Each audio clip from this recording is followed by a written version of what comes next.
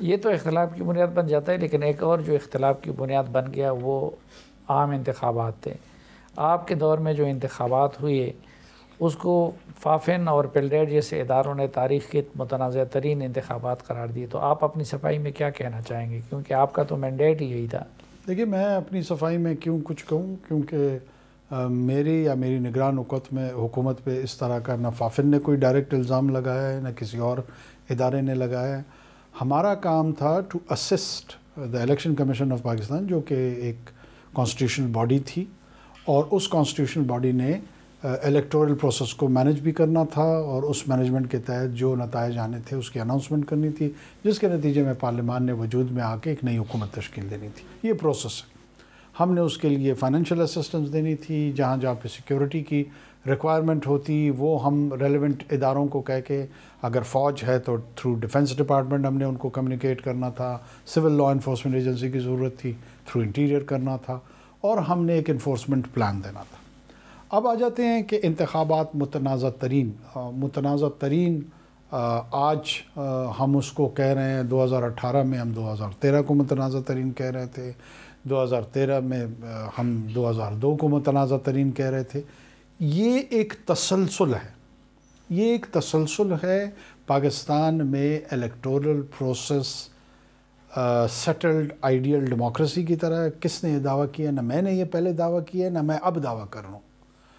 ہمارے ہاں نظام میں کوتاہیاں ہیں، کمیاں ہیں، جو یہ پارلیمان میں جتنے احتجاج کرنے والے لوگ آج ہیں اور جتنے احتجاج کرنے والے لوگ 2018 میں تھے، یہ تمام کے تمام الیکٹورل لاز میں نے فرد واحد کے طور پہ یا نگران حکومت کے طور پہ بنائے تو یہ بنا لیتے، انہی قوانین کے تحت یہ انتخابات ہوئے ہیں نا۔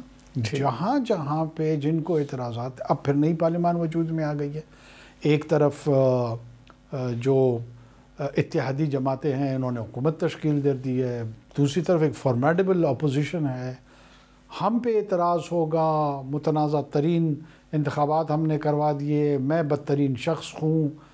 ان کے پاس اب ایک موقع ہے، ان کو چاہیے کہ جو کمیاں اس نظام کے اندر موجود ہیں، جہاں پہ مینجمنٹ ہو سکتی ہے، جہاں پہ ان کو مس یوز کیا جا سکتا ہے، بیٹھیں، سوچیں، سمجھیں، دور کر دیں۔ مجھے تاریخ میں ولن ڈکلیئر کر کے نظام تو ٹھیک کریں نا، کیوں نہیں کرتے؟ ایک ہمارے کچھ وزراء اعظم کو ولن ڈکلیئر کر دیا گیا اس بنیاد پہ کہ انہوں نے توشخانہ سے کمائی کی تھی۔ آپ کو گفٹس ملے اور اپنے پاس رکھیں یا توشخانہ میں رکھیں؟ الحمدللہ ہمارے حصے میں کھجوریں آئیں اور وہ قانون میں اجازت تھی ان کی کھانے کی۔ حلوے آئے اور ایڈیبل آئٹمز جتنی تھی نا، اس کو توشخانہ میں ڈکلیئر نہیں کرنا تھا۔ باقی ہم پہ اللہ نے ایسا کرم رکھا، محفوظ رکھا، نہ کسی نے کوئی قیمتی تحفہ ہمارے دوران میں دیا، نہ ہم نے وصول کیا۔ اس آزمائش سے ہمیں اللہ نے بچائے رکھا۔ چلے، اس سے تو بچائے رکھا ہے، لیکن ایک اور آزمائش میں آپ کو ڈالنا چاہتا ہوں، وہ یہ کہ آپ کے وزراء میں کس وزیر نے آپ کو زیادہ متاثر کیا؟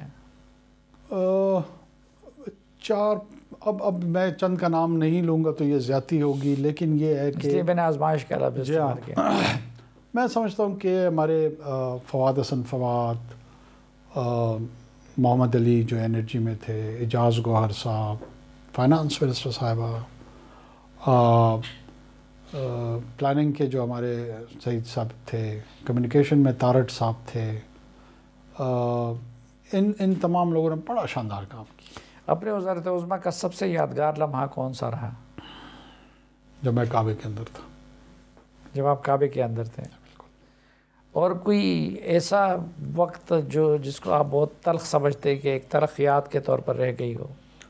تلخیات کے طور پہ نہیں، لیکن دکھ، غصہ اور ایک ایسے گمگوں کی کیفیت کہ اب کرنا کیا چاہیے، اس وقت کا تھا جب ایرانین سائڈ سے حملہ ہوا تھا ہماری طرف۔ وہ ایک ایسا لمحہ تھا جو میں سمجھتا ہوں کہ وہ یعنی جب حملہ ہوا اور ہماری جوابی کارروائی نہیں ہوئی تھی تو وہ آپ کے لیے بڑا ایک تکلیف دہ لمحہ تھا۔ وہ ان پلیزنٹ دورانیہ تھا۔